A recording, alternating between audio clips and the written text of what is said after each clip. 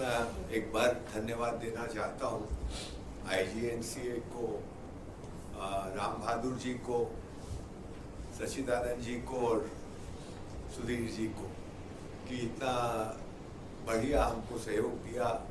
इतनी बढ़िया एक बैठक हो गई जैसा हम चाहते थे। वैसे चाहते तो ये थे कि ये पहली बैठक बनारस में हो, लेकिन फिर राम बहादुर जी आजकल यात्रा नहीं करते, तो मेरे दोनों में संकट में मैंने ये चुना कि राम बहादुर जी रहे कम से कम पहली बैठक में, इसलिए दिल्ली को चुना। पर इसका बहुत मुझे खुशी ही है कि सब बहुत अच्छी तरह हुआ, सब लोग पहुंच गए। और जितने लोगों को बुलाया मुझे लगता है सभी आए। मैं कपिल जी को जानता ही नहीं था इसके पहले, पर वो भी आए। बाकी लोगों को तो मैं थोड़ा बहुत जानता ही था। तो सबका मैं बहुत आभारी हूँ, आपका चैत्रा, आपका और जितेंद्र बजाज भी कल आए, और जो बाकी प्रतिभागी आए उनका भी।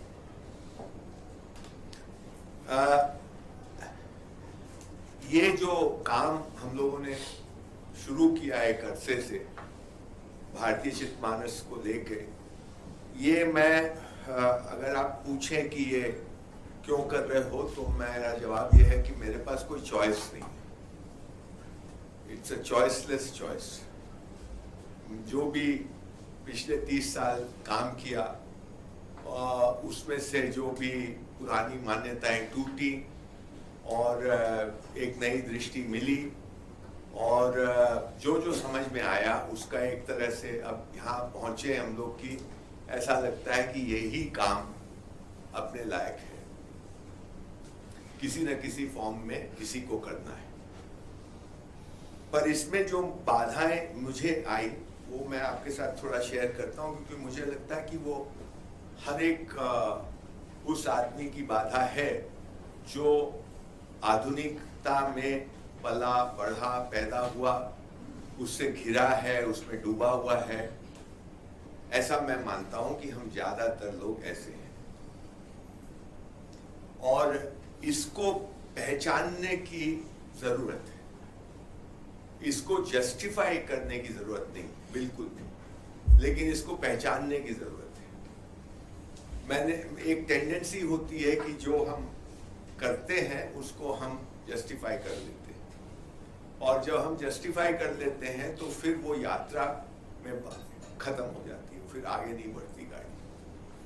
तो इस विरोधाभास के साथ कि जिस बीमारी का मैं इलाज करना चाह रहा हूं उस बीमारी से मैं खुद ग्रसित हूं, इसको स्वीकारना मुझे लगता है इस यात्रा में बहुत जरूरी है। इसमें न डिफेंसिव होके काम चलेगा, न जस्टिफाई करके काम, इसका सामना करना पड़ेगा। हम सब विक्टिम भी हैं, परपेट्रेटर भी हैं, हम सब स्किज़ोफ्रेनिक हैं, और इसको देख पाना ये यात्रा का एक बड़ा जरूरी अंग है। और उसमें पीड़ा हो तो हो, वो कोई उससे बचने की जरूरत नहीं।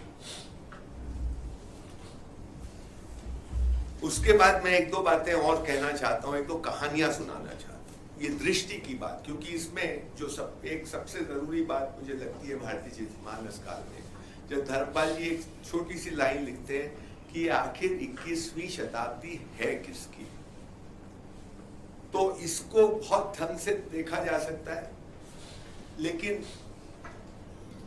और इस पे बात भी हुई है। और मैं एक दो कहानी शायद सुना दूं, बल्कि सच्ची कहानियां हैं, तो शायद इस बात पे नजर जाए, क्योंकि इसमें बहुत नौजवान लोग हैं। हमारा प्रयास ये रहा है कि हम शुद्ध बौद्धिक मुहावरों से बचकर इस भाषा में बात करें जिसमें कि एक समन्वय हो सके, साधारण भाषा और जो इस तरह की एक दूसरी तरह की भाषा होती है, इसके बीच का गैप कम से कम हो। तो मैं उन कहानियों के मार्फत से कुछ बातों को प्रकाश में लाने का प्रयास करूं। ये कहानी मुझे डॉक्टर बलाल ने बताई। डॉक्टर बलाल जो थे वो मेटलर्जी डिपार्टमेंट के हेड थे बॉम्बे IIT में। और ये शायद 91 की बात है जब फर्स्ट पीपीएसटी कॉन्फ्रेंस बम्बई आईआईटी में, तो उसमें कहीं से एक अगड़िया को लाया गया था कि हम ये डेमोन्स्ट्रेट करके दिखाएंगे कि लोहा कैसे उसकी भट्टी में बनता है। यहाँ पे आईआईटी में उसका लाइव डेमोन्स्ट्रेशन होगा। तो अगड़िया भी आ गया और उसकी लोहे की ओर भी आ गई, सब कुछ आ गया और वो पूरा सेटअप हुआ। और फिर याद आया कि हम धोंकनी लाना भूल गए, बेलो नहीं आया, भूल गए वो अगड़िया लाना। तो ये लोगों ने बड़ी मुश्किल हुई तो इन्होंने कहा कि नहीं कोई बात नहीं, कोयला तो है ही, हम आग जला देते हैं, तुम लोहा बनाओ। तो बोला कैसे जलाओगे? तो बोला पंखा वंखा लगा देते हैं। तो वो सब लगाए। वो बोला अगड़िया बोला नहीं बनेगी नहीं। बोला नहीं तुम कोशिश करो बन जाएगी, हम वैसी ही आग जला देंगे। तो इन्होंने वैसी ही आग जला दी, पंखा वंखा रख के जैसे भी करके। अगड़िया 2 घंटे 4 घंटे कई देर निकल गई, बने। अगड़िया जो था वो बोला मैं बोला नहीं बनेगी। बोले क्यों नहीं बनेगी? क्योंकि इनके लिए आग आग थी। अब ये दृष्टि की बात थोड़ा सा कि आईआईटी वालों के लिए, डॉक्टर बलाल के लिए आग आग थी जिसमें टेम्परेचर और हीट, ये 2 चीजें। तो टेम्परेचर भी सही है, हीट भी जनरेट हो रही है जैसी होनी चाहिए, पर आग नहीं बनी। अगड़िया का कहना था ये क्यों नहीं बनेगी? क्योंकि इस आग में प्राण नहीं है, और क्योंकि इस आग में प्राण नहीं है इसलिए इसमें जान नहीं है, ये मृतक आग है। प्राण क्यों नहीं है? क्योंकि धोंकनी में हवा जाती है और आती है, जैसे हम सांस लेते हैं और छोड़ते हैं। तो जब धोंकनी होती है तो वो लेती है और छोड़ती है। तो वो कहा कि ये मृतक आग है, नहीं बनेगी, अब नहीं बना। अब बलाल साहब ने मुझे कहा कि हमको तो बात उसकी समझ में आई नहीं, लेकिन मरता क्या न करता। तो हम लोग कहीं दौड़ भाग करके पवई के इलाके में एक धोंकनी लेके आए। धोंकनी लेके आए, आग लोहा बन गया। तो ये बलाल ने मुझे कहा कि मैं आज तक नहीं समझ पाया हूं इसका फंडा क्या है, लेकिन ये घटना घटी है मेरे सामने, इसलिए मैं तुमको बता रहा हूँ। 1 मिनट, ये ठीक ऐसी बात है कि फॉर्क से आप शरद लगा दो और उतनी ही फ्रीक्वेंसी होगी, लेकिन कोई म्यूजिशियन जब सा लगाएगा उसी फ्रीक्वेंसी पर तो उसमें प्राण होगा। ये ठीक ऐसी बात तुमने कही। तो ये मतलब ये एक कहानी के तौर पे भी हम ले सकते हैं, एक किस्से के तौर पे भी, पर मुझे लगता है इस बात पे मनन करने की जरूरत है कि एक ही चीज जो हो रही है उसको हमारे लोग अलग दृष्टि से भी देखते रहे हैं, और एक ही चीज को अलग दृष्टि से देखा जा सकता है। ये साइंस का एक जो बहुत बड़ा हवा है कि हर चीज को साइंटिफिक तरीके से एक्सप्लेन किया जाए, इससे हम सब ग्रसित हैं। एक बार रिम्पोचे जी ने मुझे बहुत अच्छी बात बोली, मजाक। वो बोले आजकल बौद्ध धर्म बहुत प्रचलित हो रहा है विदेशों में, और हंस के बोले इसलिए हो रहा है कि लोग बोलते हैं बड़ा साइंटिफिक है। तो वो बोले मैं कभी कभी सोचता हूँ जब साइंस नहीं थी इस दुनिया में, ये मॉडर्न साइंस, तब बुद्ध धर्म क्या था? तो एक और आपको किस्सा सुना। हमारे यहाँ जहाँ मैं काम करता हूँ, मतलब जौनपुर के इलाके में, अब तो कम कर दिया, पहले 35-40 स्कूल थे हमारे, और एक्चुअली मेरी जो भी समझ बनी उधर ही काम करते करते ही बनी, जब महिलाओं ने टोक कर बोला कि आप बर्बाद कर रहे हैं हमारे बच्चों को पढ़ा लिखा, और उनको होना सिखाओ, दिखना दिखाना मत सिखाओ इत्यादि। उसमें मैं भी नहीं जाऊंगा, लेकिन वहां पे एक बार ये नाबार्ड वाले उन्होंने हमको अप्रोच किया कि भाई हमारी कुछ स्कीम है और हम महिलाओं को बताना चाहते हैं उस स्कीम के बारे में। तो हम लोग वो बोले खाली आप इतना मदद कर दीजिए कि 150 महिलाओं को बुला दीजिए, हम उनसे बात करें। तो क्योंकि हम लोग काम करते थे 35-40 गाँव में, तो हमने महिलाओं को इकट्ठा करवा लिया। हमारा एक सेंटर है वहाँ, वो आ गई। 10 बजे की बात थी मीटिंग की, हम सब महिलाएं बैठी है 70-80, और नाबार्ड वाले आए नहीं। तो मैं सोचा उनसे कुछ बातचीत करते, जब तक वो नहीं तो बिखर जाएंगी। तो हमारे जहाँ हम लोगों की सेंटर था वहाँ गाड़ी भी नीचे खड़ी होती थी, उधर थोड़ा पैदल चलना पड़ता था। वो पैदल वाले रास्ते में एक नल आता था, वो जब मैं जाता था वो नल खुला रहता था और मैं उसको बंद कर देता था। फिर दूसरी बार जाऊं तो फिर देखता था खुला है। तो मेरे को लगा कि इनसे ये बोला जाए, भाई नल को क्यों नहीं बंद करते हो, हर समय बहता रहता है, इस पे कुछ बात। तो पीछे एक महिला दूसरी महिला को चुपचाप कान में कुछ बोल रही है और मैं उसको जानता था। मैं बोला, जोर से बोलो, क्या बोल रही हो? तो बोली, ये बोल रही है कि पानी तो बहना चाहिए, पहाड़ में अगर पानी हम बंद कर देंगे तो नीचे वालों को क्या मिलेगा। मतलब पहाड़ में पानी को बंद करना एक पाप के समान है, तो पानी बहता रहना चाहिए, इसलिए वो नल बहती रहती थी। ये एक उनका नजरिया, और ये नजरिया अगर आप ठीक से सोचें तो ठीक ही लगा। तो ये एक मुझे लगा कि पर्सपेक्टिव जो है, दृष्टि जो है, ये बहुत इंपॉर्टेंट है। एक तीसरी बात आपको, हमारे यहाँ घराट है, घराट होते हैं जिसमें कि आपको सबको पता ही होगा, आटा पीसने के लिए वो पानी की पंचक की, अब बहुत कम हो गए, अब शायद 2-4 बचे होंगे। उस टाइम में जब मैंने काम शुरू किया था तो गांव-गांव में थे। तो इस पर एक अब बंद हो गए घराट, अब सब वो बिजली की लग गई चक्कियां, या लोग सीधा ही खरीद लेते हैं आटा। जहां जहां घराट बंद हुए हैं वहां जो पानी आता था घराट में, वो जो छोटी सी स्ट्रीम से, वो स्ट्रीम भी खत्म हो। मतलब स्ट्रीम खत्म हो तो घराट बंद हो जाए, ये तो बात समझ में आती है, लेकिन घराट बंद हुआ तो स्ट्रीम भी खत्म हो गई। तो मैंने पूछा कभी एक किसी बुजुर्ग से, तो बोला वो तो होना ही है, ये दोनों का संबंध है, तो ये बंद होगा तो वो भी बंद होगा। लेकिन और भी उसने बताया कि भाई जब ये चलता था तो हम लोग उसकी देखभाल करते थे, वहां कुछ उसको साफ रखते थे, वहां पे ऐसे पौधे लगते थे जिससे कि वो जीवंत रहे वगैरह वगैरह। वो सब नेग्लेक्ट करने लगे तो ये हो गया। तो ये जो चीजों का जो ये कॉज एंड इफेक्ट वाला जो मामला है, ये भी हमारे यहाँ लीनियर नहीं है, ऐसा मुझे लगता है। कभी कभी ये इंटरचेंजेबल है, जो एक बार कॉज है और फिर इफेक्ट है, वही कभी कॉज और इफेक्ट बनता है। और दूसरा कि हमारे यहाँ निमित्त और जो उपादान कारण का फर्क है, वो मुझे वेस्ट में या जो मॉडर्न लॉजिक है उसमें उसका बहुत ऑब्वियस दिखाई नहीं देता। हमारे यहाँ जैसे हम सब निमित्त, जो मैं कर्ता भाव नहीं है, ये वाली जो बात है जो हमारी भाषा में भी आई है, सब कुछ होता है, सारी बोली भाषाओं में मुझे कहा गया है, इवन इंक्लूडिंग तमिल, कि हमारे यहाँ हर चीज होती है।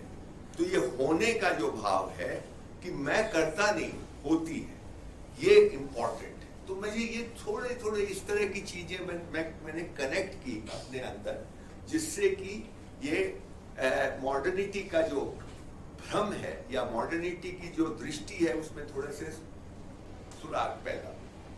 एक बात बोल के मैं अपनी बात खत्म करूंगा। ये बात हो गई 10-12 साल पुरानी। मैं एक बार रिम्पोचे जी से समय लेके मैंने कहा कि आपके साथ 6-7 दिन बिताना है मुझे, ये 1-8 घंटे से नहीं चलेगा। तो उन्होंने मुझे बहुत कृपा की और उन्होंने उनका एक छोटा सा स्थान है, ये टीवीएस वाले हैं दक्षिण में, उनकी जो माँ है, वो उन्होंने रिम्पोचे जी के लिए एक छोटा सा नदी के पास बहुत सुंदर सी कुटिया सी बना दी है। तो रिम्पोचे जी मुझे उधर ले गए और हम लोग बस 2 ही लोग थे और उनका सेक्रेटरी था और एक बनाने वाला एक लड़का था। हम लोग 4 लोग उसमें रहते थे। रिम्पोचे जी मुझे सुबह 1-1.5 घंटे मिलते थे चाय के लिए, और खाने के समय हम लोग साथ खाते थे और फिर शाम को थोड़ी देर मिलते थे। बाकी टाइम हम दोनों अलग अलग रहते थे। तो मेरी उनसे ज्यादातर बातें मॉडर्निटी को लेके होती थी, आधुनिकता को लेके। तो वो हमने एक दिन पूछा, रिम्पोचे जी ये जो आप सब बोल रहे हैं उससे मुझे समझ में आता है कुछ, और मुझे भी लगता है, आपको लगता है दुनिया कभी ठीक होगी? तो रिम्पोचे जी ने मुझे कहा मुझे तो नहीं लगता, मुझे नहीं लगता कि अगले 50-60 साल में तो कम से कम कुछ होने वाला है। मैं तो निराशावादी हूं, मैं निराशावादी। अब ये शब्द तो हमारे लिए भयंकर शब्द होता है, क्योंकि निराश होना। तो मैंने फिर मेरे दिमाग में एक बात आई,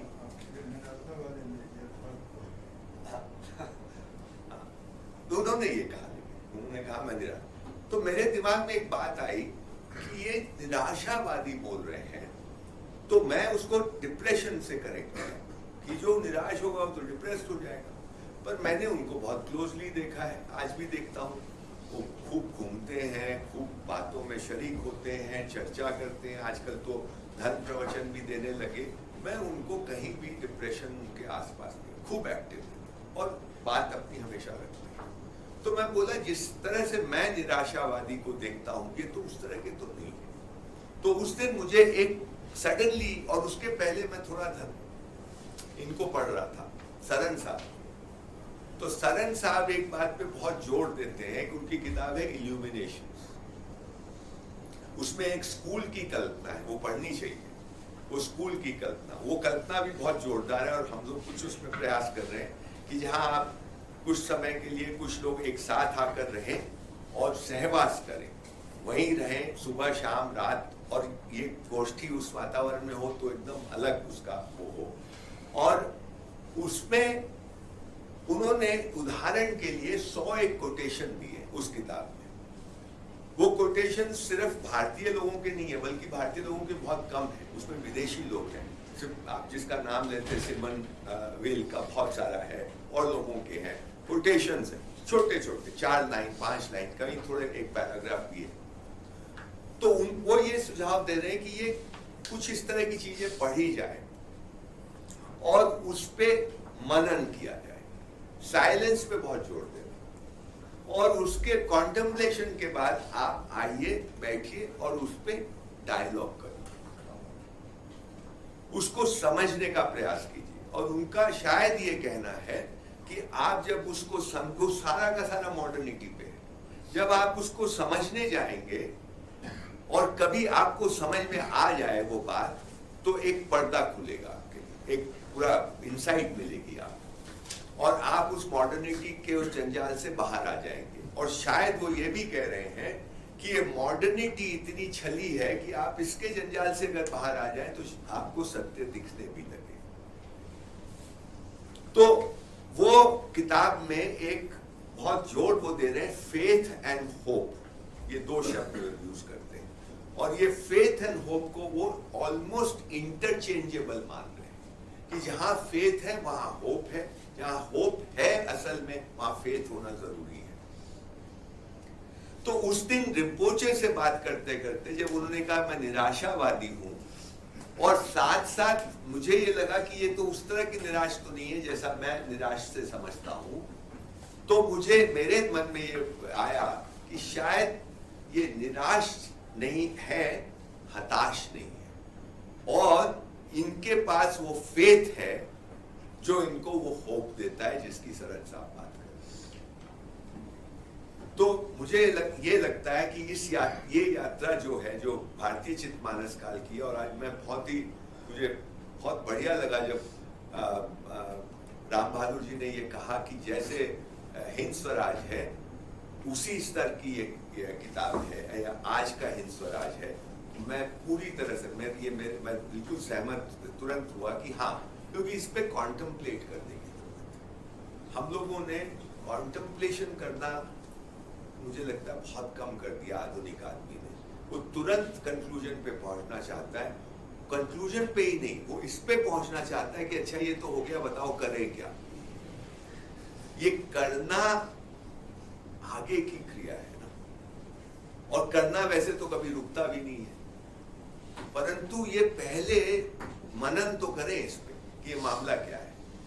तो मैं ये जो हम लोगों ने शुरू किया है काम, वो इसी क्रिया में है।